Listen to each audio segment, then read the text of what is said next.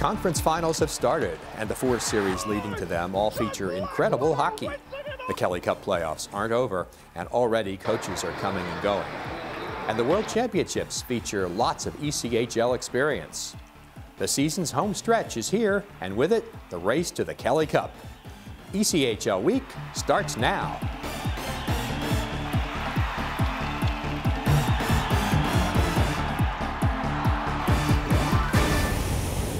Hi, welcome to ECHL Week. From 28 teams to start the season, to 16 in the playoffs, to 8 playing for division titles, we're now down to 4 clubs, which are still in the running for this season's Kelly Cup Championship. And all 4 of them are worthy contenders. Allen, Ontario, Toledo, and South Carolina all finished first or second in their respective divisions during the regular season, and they've each made their cases by getting past 2 rounds of worthy postseason opponents. So with the Conference Championship Series underway and a trip to the Kelly Cup Finals on the line, let's take a look at the teams in these series, one of which will be the 2014-15 ECHL champion. In the West, Central Division champ Allen in its first ECHL season is pitted against Pacific Division winner Ontario in its last ECHL go-round. The big question that folks around the league are asking is, sure, the Americans did very well playing almost exclusively against their ex-Central League buddies, but how will they fare playing the established ECHL teams? With quality players up front, including league-leading scorer Chad Costello and goal-scoring champ Gary Steffes, as well as a goalie, Riley Gill, who's only 2 seasons removed from winning a Kelly Cup, this team has a legitimate shot at getting to the final round. On the other side, scoring shouldn't be a problem for Ontario, with the likes of Gary Nunn and Matt White up front, along with all-league defender Matt Register on the blue line. But the Reign have one big question to answer. Will All-Star goaltender Joe Canada, who only played in 2 playoff games prior to being injured, be able to return to form and make a difference in the series? As far as the Eastern Conference is concerned, let's hear directly from the coaches involved. I think in playoff hockey, anytime you play close games and you have to come from behind and you have to hold on to leads, it just puts more character and builds more into your group that you've dealt with the situation. When you go through times in a season where you learn what you are as a team when you get put in bad spots, and the playoffs always brings that out when you're down, when you're up in the series, when your back's against the wall and you got to protect home ice. All those situations, what you've gone through all year, and in the playoffs prepare you for how your team's going to respond. Yeah, if we take 28 games, our guys will take it, and they're physically able to do it and mentally able to do it. We pride ourselves, we're a full-time strength and conditioning coach just for this purpose right here. And our league is so demanding. I think we played 18 games in the month of March, so this really is nothing out of category. But to get to the conference finals, Toledo, Allen, South Carolina, and Ontario all had serious obstacles to overcome. Let's start with the Walleye, who faced Fort Wayne in the North Division final round. After Toledo won the first 2 games of the series on home ice, the Comets rebounded with a pair of overtime victories in Indiana. Game 5? Let's check that out right now with Matt Melzak and Rob Wiercinski providing the details for us on BCSN. Against the Comets, penalty kill. Berschbach takes it down low. Up to the line to Zarnhausen. Zarnhausen across. Burke, a one-timer, stop, rebound, they score!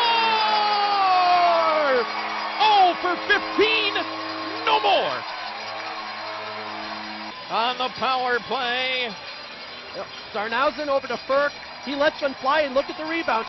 What a first period we are seeing, Rob. Anita Ball joins the rush right out of the box, and then just rushes back with Daniels, keeps up with Daniels, which is no easy task, and then just puts him to the ice. Good defensive play. Schwab fanned on his clear. Perlini, a shot, he scores. Well,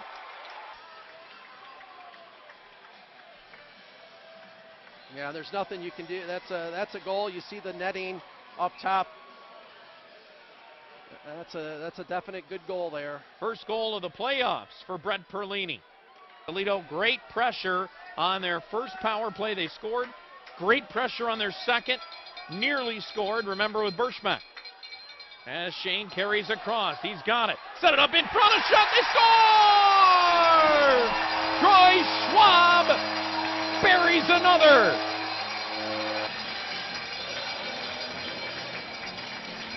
Once again, just going to the net, going to the middle of the ice.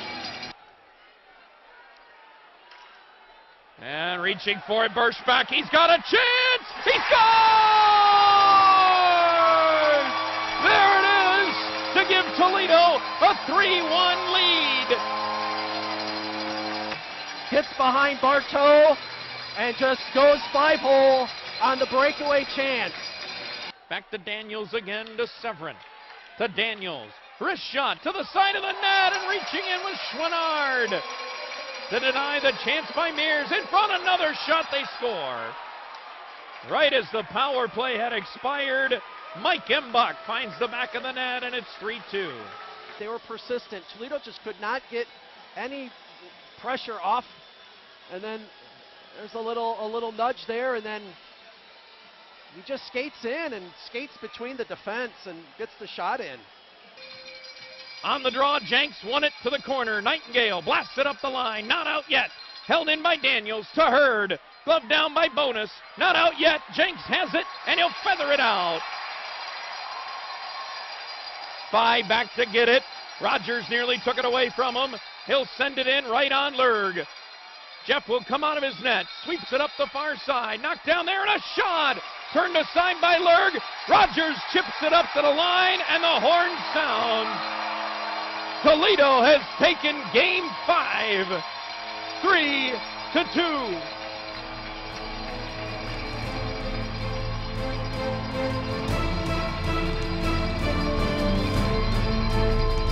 Listen to this crowd here in downtown Toledo.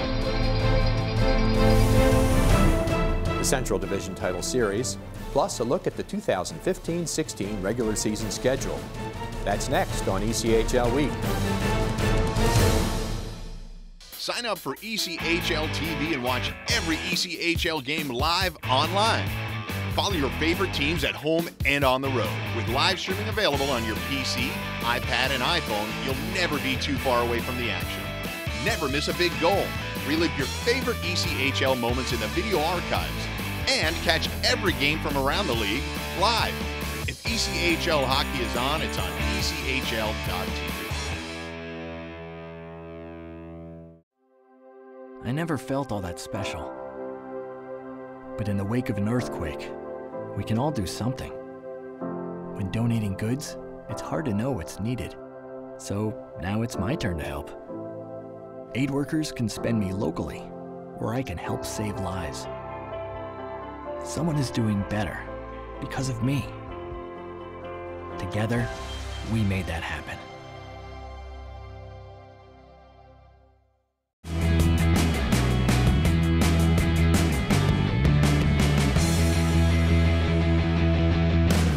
Hi, this is Tyler Ludwig of the Allen Americans, and you're watching ECHL Week. Although we're still wrapping up this season, the schedule for ECHL year number 28 has been announced. Friday, October 16th is the date on which 22 of the league's teams will first see action next season. The teams which don't start on the 16th will all be in action the next night. Fans will see more variety in terms of opponents and many first-time visitors to arenas. Next year's schedule fully integrates this season's Central Division members and features a significant expansion in terms of interconference games. As far as the new ECHL cities are concerned, all three will see action on opening night. Norfolk Admirals will host Wheeling, and the Manchester Monarchs will entertain Brampton. The Adirondack Thunder spend opening night in Elmira prior to hosting Manchester for the first ECHL game in Glens Falls, New York on October 17th.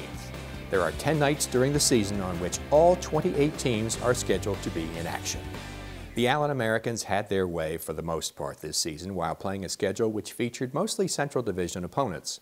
But in the divisional finals, the Rapid City Rush captured Game 1 in Texas and Game 5 on home ice, sandwiched around 3 Allen victories. That forced the series back to the Lone Star State for Game 6. Here with the call, Tommy Daniels and Maurice Fitzgerald on Hot 107.3 FM. Here's Baker's got it again. In. Baker backhand to right on rebound. Oh, he just missed. He put it in front. Now they knows. And in it is. The captain buries it. Jamie Shaftsma finishes the job. Justin Baker got it started. But he gets it right here. Here's the replay. Justin Baker comes in, tries a backhand. Vitaccio makes that save, and Baker collects it back behind the net. sends a puck in front.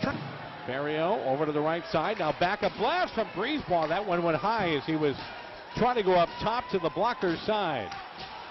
Barrio, and again he scores, and Cody Barrio rips it home, with just 5 seconds remaining in the 5-on-3, a power play goal here for the Rapid City Rush, and we have a 1-1 game. It's a timely goal for Rapid. They had to get that puck in quick. They only had 5 seconds on the first penalty to get that, to keep that man advantage. They bring it in. Oh, look out. Day Chief alone in, and a poke check by Riley Gill. Unbelievable. Boy, Day Chief is the last guy you want coming in alone. And Riley's got no stick. As his work back outside, a shot, they score. And it's Daniel Tatro.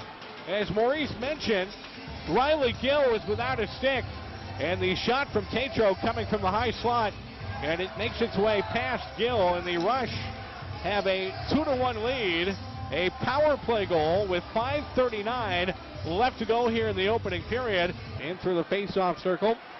Back to Tyler. Abitauser rips, and that one goes high. As the Americans keep it in. Conrad again. A little tip pass as the Rush back to full strength. Shot came through and front, score!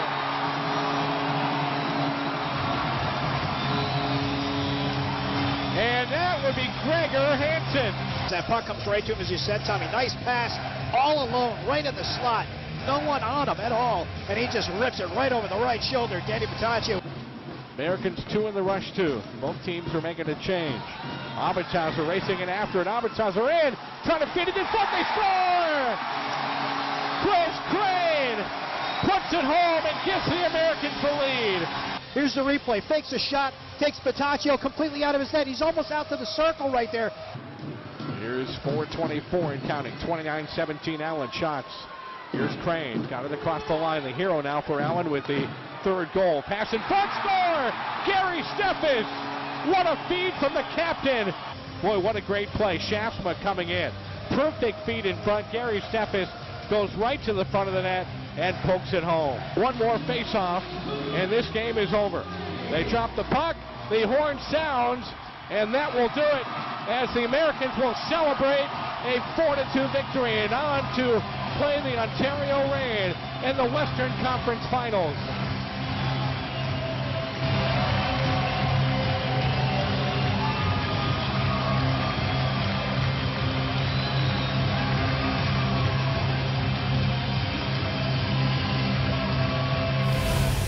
The Brampton Beast named Colin Chalk as their new head coach. Known as one of the greatest players in Fort Wayne Komets history, Chalk led his team to 5 league championships in 10 years.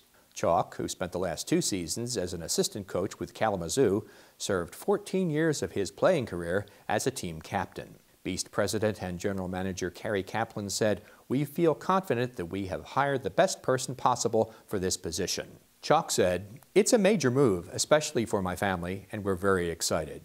For an opportunity like this to coach near my home, in the hockey mecca where everyone eats, sleeps, and breathes hockey, it's an unbelievable opportunity." It was also announced that Beast assistant coach Phil Oreskovic has resigned his position. The Greenville Road Warriors have announced that head coach and director of hockey operations Dean Stork is leaving the team. The only coach the Road Warriors have had during their 5 years in the ECHL compiled a record of 201, 131, and 28, and this was the only year the team did not qualify for the postseason. Previously, Stork served as an assistant coach with Cincinnati for 4 years. The search for a new head coach is underway. In the interim, assistant coach Brian Gratz is acting as director of hockey operations. The Orlando Solar Bears have announced that head coach Vince Williams will not return next season. In 2 years, Williams coached the team to a combined regular season record of 80, 49, and 15 and led the Solar Bears to their first 2 playoff appearances. Williams will always be well thought of, respected, and when we look back, he'll have played a significant role in the relaunch of the franchise, said Solar Bears president and CEO Jason Siegel. The search for a new head coach is underway.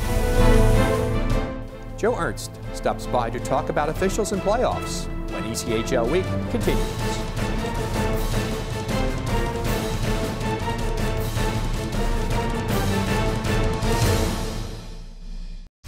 A single ember from a wildfire can travel over a mile. You can't control where it will land, only what happens before it does. Visit fireadapted.org to learn how to protect your community from wildfires. Are you paying too much with your current payroll company? Are you concerned about how Obamacare could affect your business? If you're interested in a better, more cost-effective solution, Einstein HR is the answer. No more stressing out about Obamacare and the new regulations. No more worrying about being in compliance. No more overpriced payroll services. Let Einstein HR get you back to the business of doing business instead of spending needless hours and frustration taking care of details that add nothing to your bottom line. We provide a first-class payroll and HR services with superior customer service. Call Einstein HR today.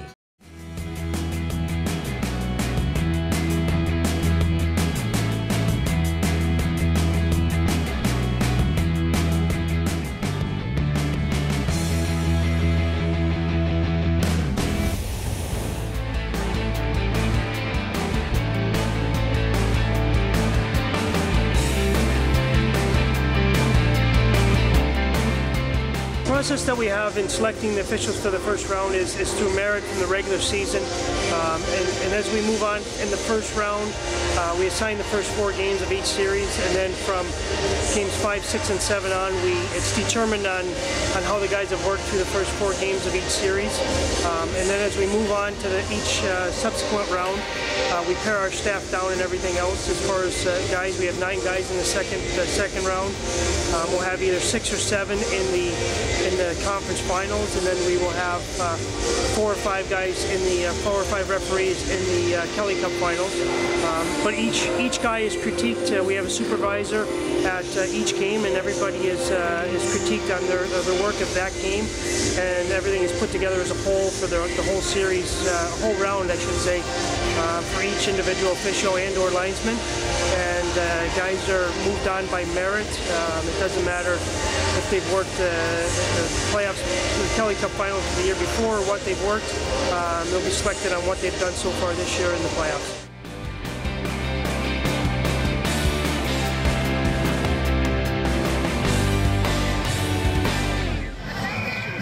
Observant fans around the league may have noticed that during the Kelly Cup playoffs, game officials have been wearing a 14 sticker on their helmets. That's because the guys who wear the black and white are keeping one of their fraternity, referee Nick Leduc, in their minds. Late in the regular season, Leduc was in Des Moines, Iowa to work an American Hockey League game when he fell in his hotel room and suffered a serious head injury. He was hospitalized for 2 weeks prior to heading home with his family to Quebec. Nick is doing better. You know, he had the accident about a month ago. He's home now up in Quebec, and you know, the doctors he's seen doctors and everything else, and he will be in probably another month and a half. They'll do another checkup on him. He's limited to what he can do from a physical standpoint and everything else coming from his injury. Hopefully, you know what, he keeps progressing. And hopefully we'll get to see him, you know, back on the ice next year. But you know, it's still too early to tell as far as what the outcome will be. But the good news is he's improving every day. It's unclear at this time if Leduc will be able to resume officiating. Folks from around the ECHL, including the staff at ECHL Week, are keeping him in their thoughts. 7 referees and 11 linesmen have been selected to work the conference finals in the 2015 Kelly Cup playoffs. This will mark the 3rd consecutive season that the ECHL will employ a 2-referee system for all games in the conference finals and Kelly Cup finals. In the East Division finals, regular season champion Florida went up against South Carolina, which set a league record for consecutive victories this season. With regular goaltender Alan York in and out of the lineup with injuries, the Everblades had their hands full with the Stingrays, a team which mounted an improbable comeback in the first round to advance to the second. Let's see how Game 3 of this series plays out. Here are Joseph Zakshevsky and Andrew Miller putting the words to the pictures on ECHL.tv. South Carolina on the breakout left side, turning the puck over. Here comes Aliardi for the Everblades. Aliardi looking to go backdoor, tap in front, they score. Good backdoor play, and finding it just off that left post of Jeff Jakaitis. This one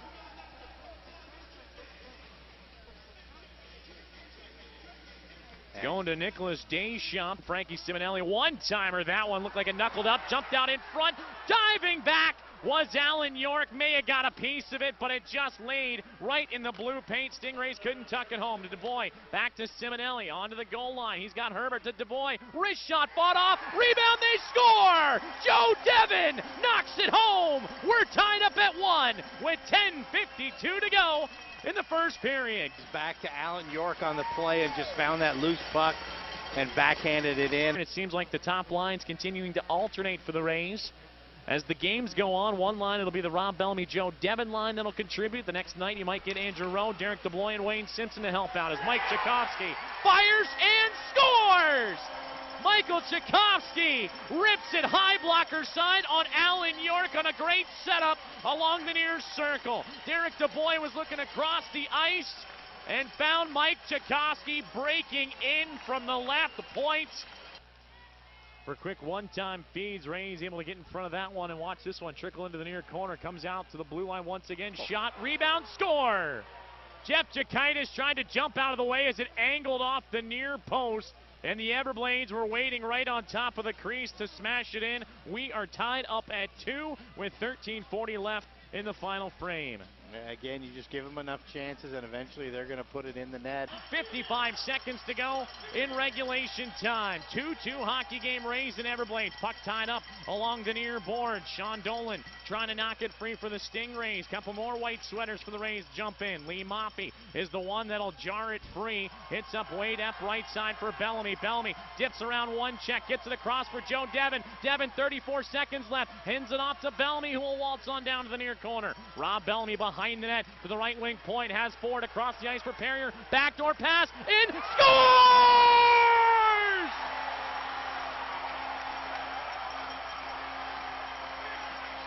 South Carolina with 23.1 seconds left in the third period. Tuck it home, it's Rob Bellamy. 3-2 Stingrays. It just looked like the Everblades just kind of relaxed for a second. Kindness Everblades get it. They'll try and backdoor pass. Cannot get the shot away. And the Stingrays come up with a monstrous win in the dying seconds. Rob Bellamy, the game-winning goal. And Jakaitis comes up with the save with less than 5 seconds remaining. The Stingrays, a 3-2 win over the Everblades. Former ECHL players and coaches are on the world stage. Straight ahead on ECHL Week.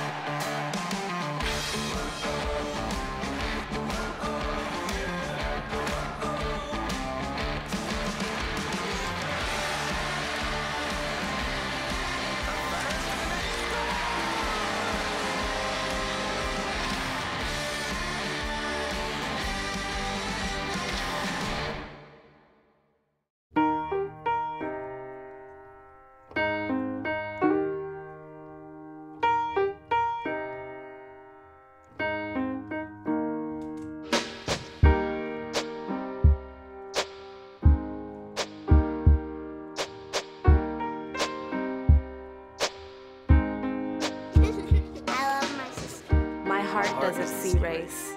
Love is love.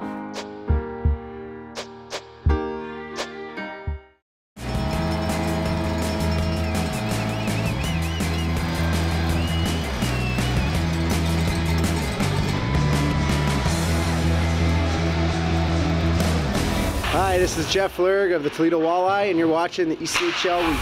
It's a coincidence to be sure, but just as there are 28 teams in the ECHL this season, there were 28 former ECHL players who made their debuts in the National Hockey League. Every month of the season featured at least 2 ECHL alumni getting to the top of the hockey mountain. April was the big month when 9 former players from North America's AA League made their NHL debuts. The 27-year total of players making it from the ECHL to the NHL now stands at 569. 29 former ECHL players and 5 ex-ECHL coaches participated in the 2015 International Ice Hockey Federation World Championships, which took place in the Czech Republic. There was at least one former ECHL player on 13 of the 16 teams, led by the United States, which had 5 players and 1 coach with ECHL ties on its roster. France had 4 former ECHL players, while Switzerland had 3. 2 players who played in the ECHL this past season took part. Quad City defenseman Benjamin Dieu-de-Fauvel represented France, and Idaho goaltender Jack Campbell was on the U.S. team. In addition, 4 current or former ECHL on-ice officials worked games during the tournament. Canada defeated Russia 6-1 to win the event's gold medal. The U.S. downed the Czech Republic to take bronze. In the Pacific Division Finals, the Ontario Reign survived a first-round Game 7 against Colorado, while the Utah Grizzlies had advanced on the strength of an opening round takedown of top-seeded Idaho. This was a gritty playoff series, as we'll see now by looking at the highlights of Game 1, as described by Jesse Liebman on ECHL TV. To the near side corner, Rutherford digging it loose, looking for Nunn. Nunn looking for some separation on the wraparound. Blackwater shot, dings it off the post, it rolls in, and Ontario takes a 1-0 lead. It's David Rutherford. Saved off the end boards. Puck rolls back to the stick of Walker just above the circle. Walker in the high slot waiting, passes down low for Hayes. Hayes circling towards the net, shoots and he scores. Ryan Hayes tucks that one underneath the pads of Olkinora, and it's a power play goal for the Grizzlies. Nunn brings it back to Bigos. Bigos in the high slot, shot backhand attempt by Blackwater and a save by Bobkov. Nunn dishing it to the left side, finding Blackwater towards the slot, knocked down in front. Great hand-eye coordination there by Carzo, but he just couldn't put it on net. Bobkov may have gotten a piece of it though. Moving back though is Krushelnyski, backhand shot and a score. Grizzlies take a 2-1 lead with 7:56 left to play. Kopitar held by Signer momentarily. Fed across, puck rolls back towards Bobkov, and he covers up. Low, back to the high circle, across for May. 1 second left in the 5-on-3. Register the shot, he scores! Feeding it along for Nunn, back to the blue line. Register with a drive, and it's blocked. Blackwater corrals it. Shot, glove save Bobkov. He got just enough of it. Blackwater with a strong work on the forecheck. Nunn with a chance, but it's wide over the blocker of Bobkov. Register flips it to Nunn. Nunn puts it on net. In front, a chance for Blackwater. Shot and a save by Bobkov. Blackwater again. In front. Puck still loose. Trying to poke it on the goal line. Hayes moves it back. Weller with a shot. Glove save. Olkinora. A big-time stop by the netminder here in overtime. Scooped up by Blackwater at the circle. Blackwater with a shot. He scores! John Blackwater wins it in overtime! Ontario with a 3-2 win takes a 1-0 lead in the series!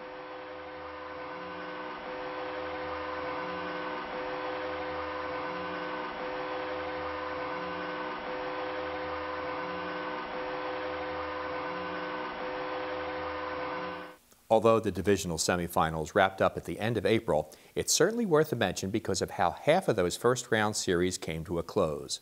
4 of the 8 battles came down to a 7th game. In the history of the league, there had only been 24 Game 7s prior to this season. In the first Game 7, Ontario closed out Colorado, winning the final 2 games of that series to advance to the Pacific Division Final. Then on April 29th, 3 Game 7s took place, and each was more frenetic than the one before. In the East, South Carolina trailed Reading by 2 goals heading into the final period. An early Stingrays goal halved the margin and set the stage for Joe Devon's heroics. He tied the game on a power play goal with 6.5 minutes left, then scored the eventual game winner 3 minutes later as South Carolina won a playoff series for the first time in 3 years. In the North Division, Brabham Cup champ Toledo had its hands full with Wheeling, and when the Nailers' Zach Torquato scored with 7.5 minutes left in the third period, the overtime stage was set. The star of that show was Kyle Bonus, whose overtime short-handed goal gave the Walleye a 2-1 victory and a series win as well. Look at what happened in Rapid City. Cody Ferrio of the Rush started the scoring 3 minutes into the third period. Battling for its playoff life, Quad City responded with a goal by Justin Fox with only 1:32 left in regulation. But just 29 seconds after that, Ferrio scored again.